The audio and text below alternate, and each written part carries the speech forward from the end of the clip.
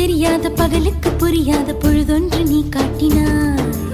இதயத்தில் நீ இருப்பதனால் நான் தூங்கும் நேரத்தில் என்னுள்ளே தூங்காமல் நெஞ்சுக்குள் வாயாடினாய்.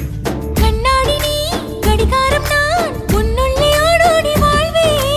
காதல் எனும் கடுதாசி நீ என்றென்றும்